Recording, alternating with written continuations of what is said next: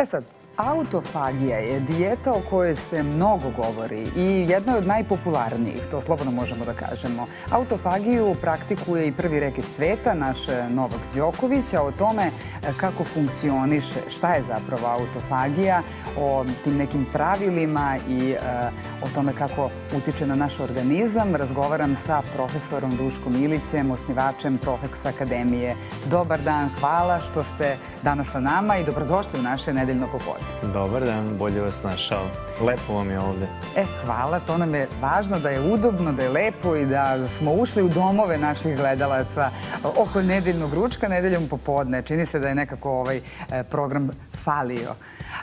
Hoću odmah na početku da mi kažete šta je autofagija, dakle, i kome je namenjena autofagija? Da li svi možemo da budemo na takvom režimu ishrane?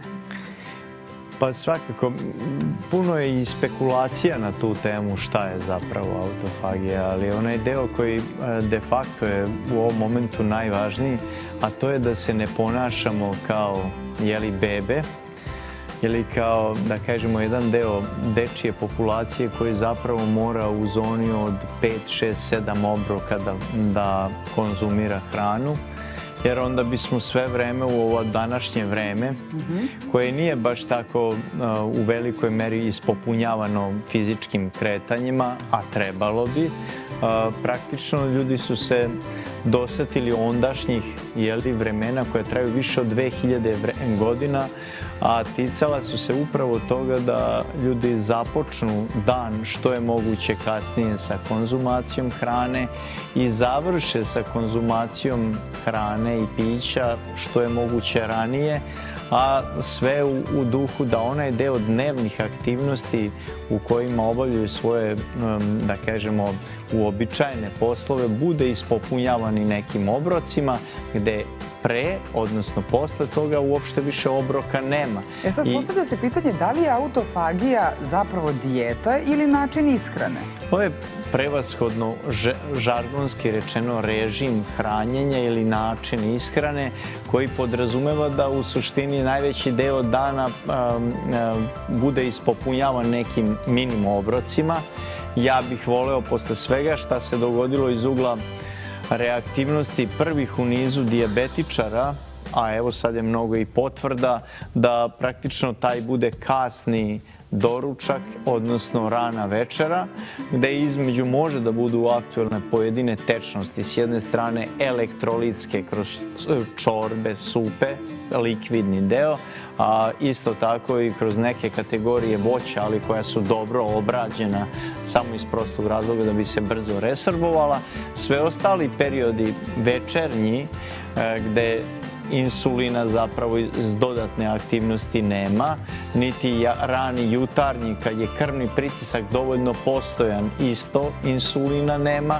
Vi dođete u situaciju da sebe, dakle, strpite za onaj deo segmenta da onaj ondašnja izreka kao ne mogu da legnem gladan i tome slično, zapravo reše tako što uzmu delove, da uzmu ni manje ni više odgovarajuću količinu vode, 7-8 uveče, ali ne više i hrane, i obrnuto ujutru započnu dan sa vodom ili nekim adekvatnim čajem, posle čega hrana tek dolazi zona 10, 11, 12 sati u toku jutra. Znači će u velikoj meri razgradnja ili ti takozvani katabolizam ovih naših masti u kojima živimo i koje su za populaciju ljudi od reda veličine 35 godina životne starosti pa do 65. Dovoljno je da imamo tih neki 10% masti u našem telu kao imunološki opravdane. Sve iznad toga je gojaznost. Sve iznad toga je višak i ta prva inicijalna gojaznost. Sve preko 20 i kusur % masti je dovoljno značajna gojaznost. Vi to možete umanjivati i trošiti vaše masti baš u toj zoni.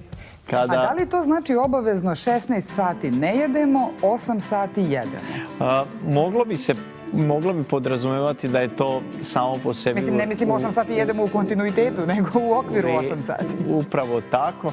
To podrazumeva u načelu prvo to. A onda možete doći u situaciju da imate i 36 sati nekonzumiranje hrane i 72 časa nekonzumiranje hrane i potpada pod ovaj oblik hranjenja, ali ponekada... A da li potpada i ako ne jedemo 14 sati u kontinuitetu ili mora da bude 16? Pa iz ove perspektive, ako bi se jedna individua podvrgla da 14 sati ne konzumira hranu, to svakako podrazumeva da je on u zoni autofagije i moći... Dobro, to je ohrabrujuće. I jeste svakako i da je to igranje satima od 12, 13, 14, 15 sati u ovom momentu zaista nije izraženo važno. Važno je da postoji ritam i da taj ritam postoji sve vreme u kontinuitetu i bilo bi sjajno da on aktualan bude samo za odrasle, da deca u razvoju ne budu u tom. Ali profesore, to ne znači da mi možemo u roku od tih 8 sati da jedemo šta nam padne na pamet. I dalje bi trebalo tako da vodimo računa da se zdravo hranimo i da pravimo zdrave kombinacije. Upravo tako. Sećate se raznih kategorija, da kažemo, daleko istočnjačke hrane u kojoj kao prvo bilo je potrebno konzumirati jednu slatku supstancu, pa odmah posle toga u narednom periodu slanu i smenjivati ih. I različite su, da kažemo, tipologije takve hrane bile aktuelne, samo zato što čovjek pre ili kasnije traži nešto kao slatko. Vrlo je važno kroz ovu vrstu hrane navikavati, pogotovo odrasle ljude, da kako ide vreme ne konzumiraju više ni supstance koje u sebi imaju slatku materiju, nego tek ponekada i u nekoj meri. Primjera radi, mi se adaptiramo brzo na konzumaciju meda. Med kao takav nije baš čak ni dobro došao ni za dijabetičare. Jel? Da, ali i obrnuto doći u situaciju konzumirati med sa hladnom vodom na samom početku tog započinjujućeg dela dana sa obrocima nije tako loše i to tek ponekad. A treba navikavati ljude... A urme? Takođe, i to u obrađenoj varijanti može biti neki dobar smuti sa urmama. A ovako da se samo pojede jedna urma? Mogućnost konzumacije čak i jedne urme mora biti izraženo spor. I to sa hladnom vodom jer će se brže resorbovati. Vrlo je važna resorpcija hrane. Jer resorpcija hrane ne podrazumeva da vi dođete u situaciju da tek tako konzumirate nešto sa, tako kaže, sa toplom vodom. Pa eto, više od pola Kineza koristi toplu vodu. Fakat je ovo područje jako brzo ljudi, populacije naše, apsorbuje hladnu vodu, a slatke supstance dolaze u obzir sa malo hladne vode. Jer naša viscera je daleko iznad 38 stepeni sluzni deo i vrlo je važno da hladna uzeta voda se mnogo brže apsorbuje. I to je jako važno, ali je nešto drugo je bitno da za počinjanje dana i celodnevna hranjenja koja god da su, trebaju da budu što je moguće više ljuta, da imaju puno fermenata u sebi, jer ako ste sa ljutim... Dakle, mi što volimo ljuto, super je. Tako, sa mnogo više bibera, sa mnogo više maslinovog ulja. Može čili? Može, de facto. I onda dođete u situaciju da nemate potrebu za konzumacijom slatkog. A opet s druge strane... Male tajne velikih majstora, da ne kažem profesora koji...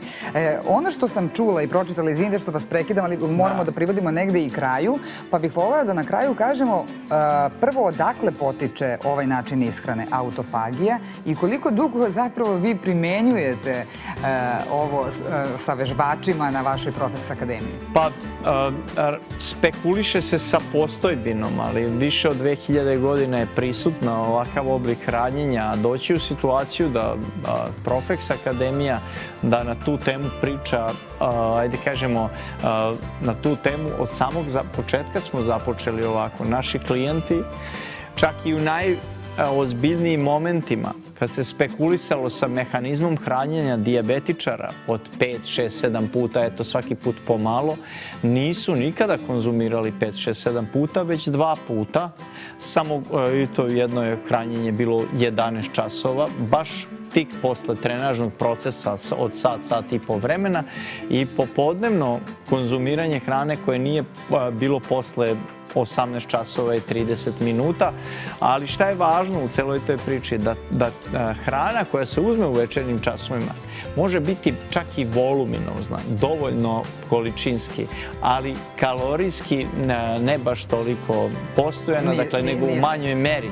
I mi tražimo od naših klijenata da skoro svaki obrok završavaju sa miksovan kupus rukola salatama iz prostog razloga jer voluminoznost koja opstane u želucu daje našim baroreceptorima ili receptorima na pritisak da smo stalno nešto siti, dođemo do tih 9 sati uveče i možemo sa nekim mirom da zaspivamo, da nemamo problem te prirode, čak nezavisno od toga da li smo posle toga vežbali ili ne. Mnogo vam hvala što ste nam razjasnili brojne nedoumice vezane za autofagiju. Profesor Duško Ilić, osnivač Profeks Akademije, je bio sa nama ovog nedeljnog popodneva.